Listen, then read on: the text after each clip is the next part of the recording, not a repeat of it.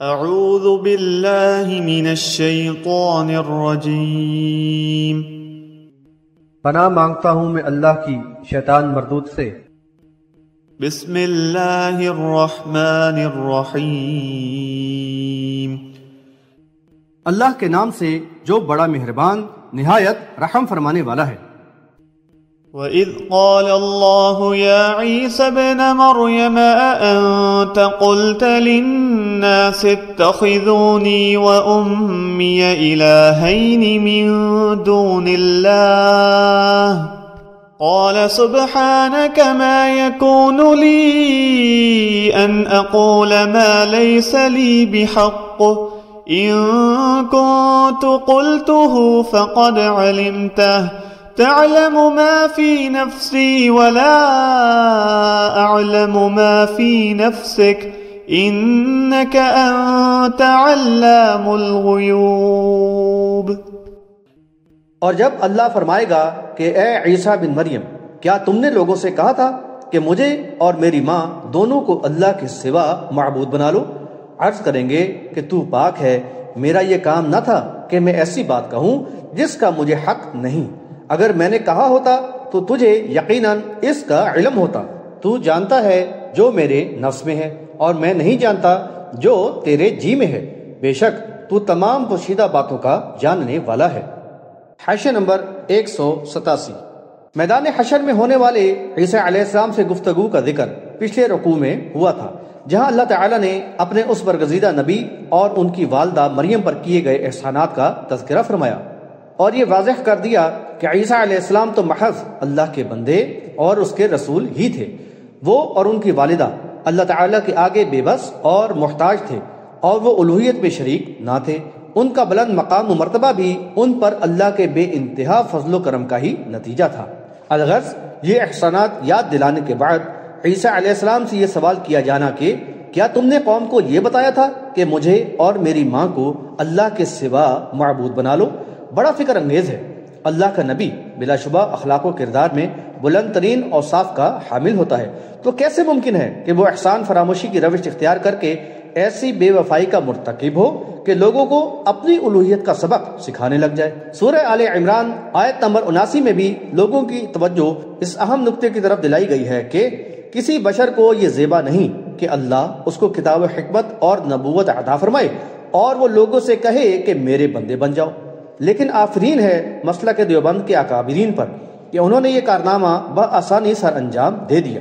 قل یا عبادی الذین اسرفوا علی انفسہم لا تقنطوا من رحمت اللہ، بحوالہ سورۃ الزمر آیت نمبر 53 میں واحد متکلم کی ضمیر کو جو اللہ تعالیٰ کی طرف راجع ہے، اس کو نبی صلی اللہ علیہ وسلم کی طرف راجع کر کے اللہ کے بندوں کو نبی صلی اللہ علیہ وسلم کے بندے بنا دیا۔ اس اجمال کی کچھ تفصیل اشرف علی تھانوی کی کتاب امداد المشتاق کے درذیل اقتباس میں ملے گی۔ لکھتے ہیں امداد اللہ مہاجر مکی صاحب نے فرمایا کہ چونکہ اللہ کے رسول صلی اللہ علیہ وسلم واصل بحق ہیں، عباد اللہ کو عباد الرسول کہہ سکتے ہیں، جیسا کہ اللہ تعالیٰ فرماتا ہے قل یا عبادی الذین اسرفوا، مرجع ضمیر متکلم نبی صلی اللہ علیہ وسلم ہے۔ اشرف علی صاحب نے فرمایا کہ قرینہ بھی انہی معنوں کا ہے، کیونکہ اللہ آگے فرماتا ہے لا تقنطوا من رحمت اللہ۔ اگر مرجع اس کا اللہ ہوتا تو فرماتا من رحمتی، تاکہ مناسبت عبادی کی ہوتی۔ ارشاد فرمایا اے واہ، بحوالہ امداد المشتاق صفحہ نمبر 93۔ حاشیہ نمبر 188۔ اس پر عیسیٰ علیہ السلام کا وہی جواب ہوگا جو ایک انتہائی مخلص اور وفا شعار بندے سے متوقع ہے۔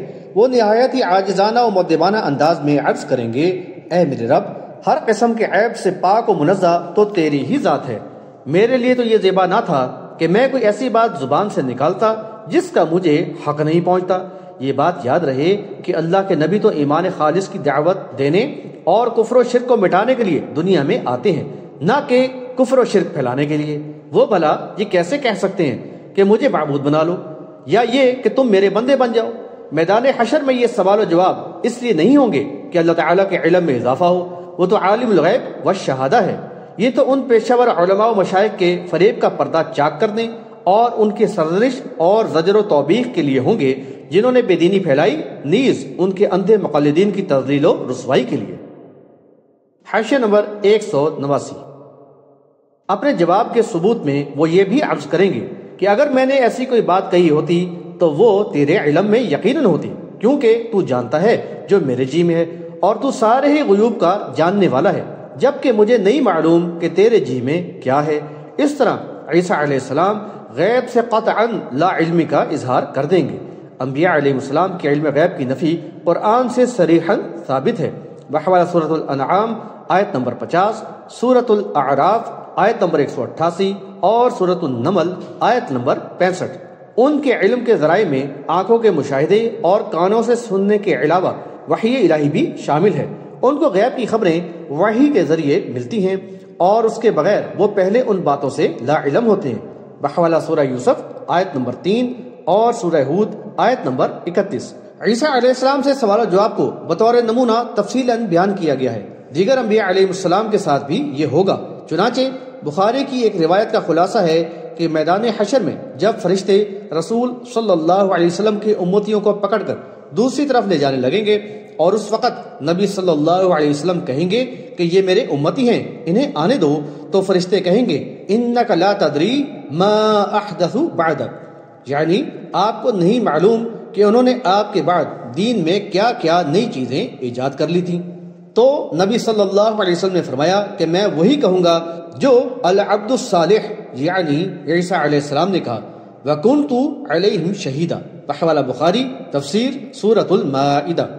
اس طرح نص صریح یعنی قرآن و حدیث سے یہ بات ثابت ہوئی کہ انبیاء علیہ السلام نہ تو زندگی میں غیب داں ہوتے ہیں اور نہ بعد الوفات دنیا کے حالات سے باخبر۔ پھر بھلا ان علماء و مشائخ اور ان کے بزرگوں کی غیب دانی کے لیے کہاں گنجائش رہے گی؟ پھر تو کشف و کرامات پر مبنی دین طریقت کی ساری عمارت زمین بوس کرنی ہوگی، اور ان کے بے شمار ملفوظات و حکایات محض جھوٹ کے پلندے ہی ثابت ہوں گے، العیاذ باللہ۔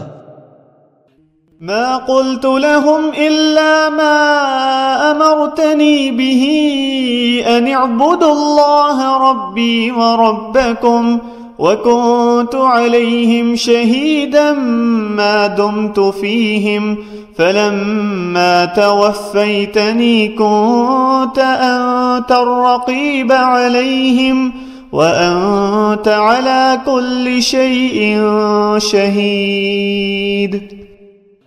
میں نے ان سے صرف وہی کہا جس کا تو نے مجھے حکم دیا تھا، یہ کہ اللہ کی عبادت کرو جو میرا رب ہے اور تمہارا بھی رب ہے، اور جب تک میں ان میں رہا ان پر گواہ تھا، پھر جب تو نے مجھے اٹھا لیا تو ان پر تو ہی نگراں تھا، اور تو ہر چیز پر گواہ ہے۔ حاشیہ نمبر 190۔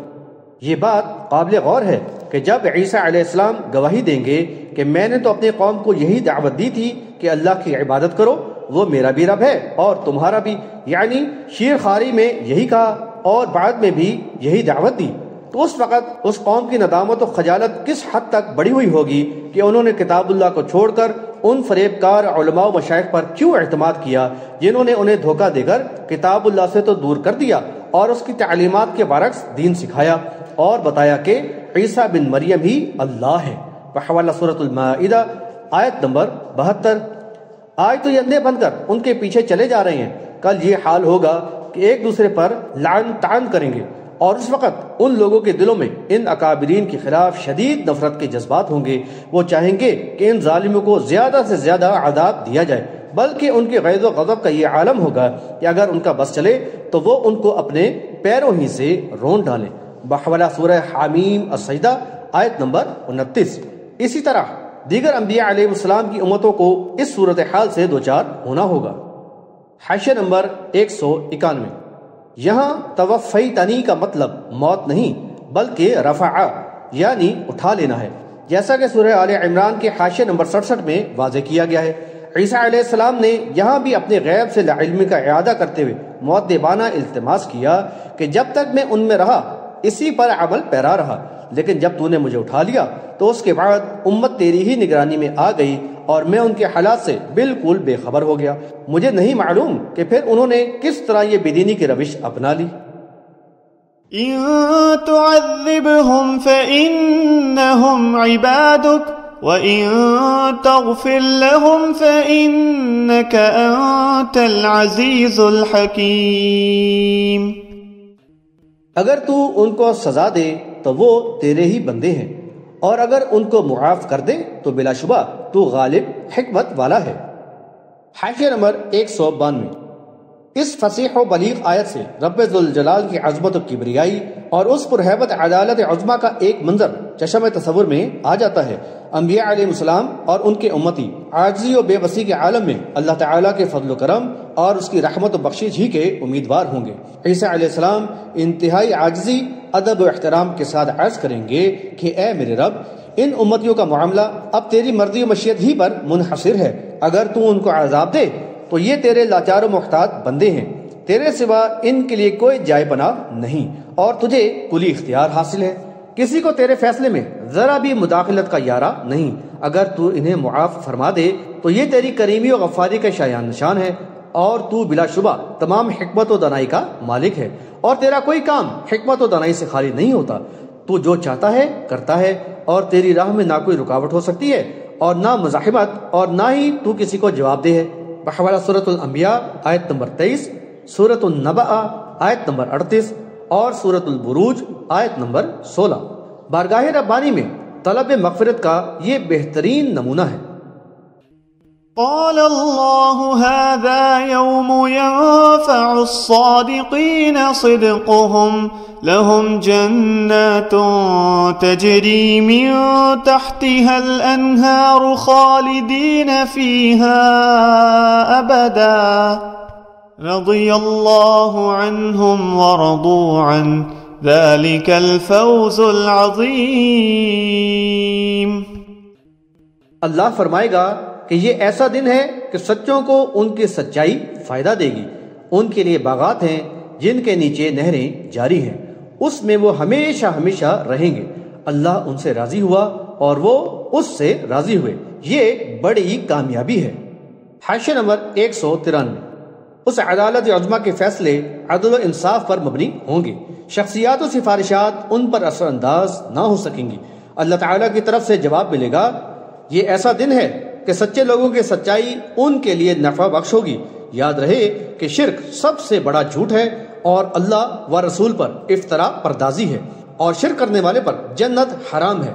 بحوالہ سورۃ المائدہ آیت نمبر 72۔ سچے لوگ وہی ہیں جن کا ایمان ہر قسم کے شرک سے پاک ہے، اور عمل سے انہوں نے سچائی کا ثبوت بھی دیا ہے۔ وہ جنہوں نے اللہ سے کیے ہوئے عہد کو پورا کیا، اور جو اللہ کے احکامات کی برضا و رغبت پابندی کرتے ہوئے راہ راست پر ثابت قدم رہے۔ اللہ ان سے راضی ہوا اور وہ اللہ سے راضی ہوئے، ان کو جنت کی دائمی نعمتوں سے نواز دیا گیا۔ للہ ملک السماوات والارض وما فیہن وهو على كل شيء قدیر۔ آسمانوں اور زمین اور جو کچھ ان میں ہے، یعنی ان سب کی بادشاہی اللہ ہی کے لیے ہے، اور وہ ہر چیز پر یعنی پوری قدرت رکھنے والا ہے۔ حاشیہ نمبر 194۔ اللہ تعالیٰ کی ربوبیت اور وحدانیت ایسی حقیقت ہے جس کو قرآن میں بار بار دہرایا گیا ہے، اور سورہ فرقان آیت نمبر 2 میں اس کو انتہائی جامع انداز میں بیان کیا گیا ہے۔ اللہ تعالیٰ اکیلا کائنات کا خالق و مالک ہے، نہ کوئی ابن اللہ ہے اور نہ کوئی بنت اللہ، اور نہ ہی نور من نور اللہ، بلکہ سب اس کی مخلوق ہیں، اور جو مخلوق ہوں وہ خالق و مالک ہرگز نہیں ہو سکتے۔ وہ تو مملوک ہوتے ہیں، اور مملوک تو مالک کے سامنے عاجز و بے بس اور اس کے محتاج ہوتے ہیں۔ قادر مطلق تو صرف وہی ہے، کوئی اور نہیں۔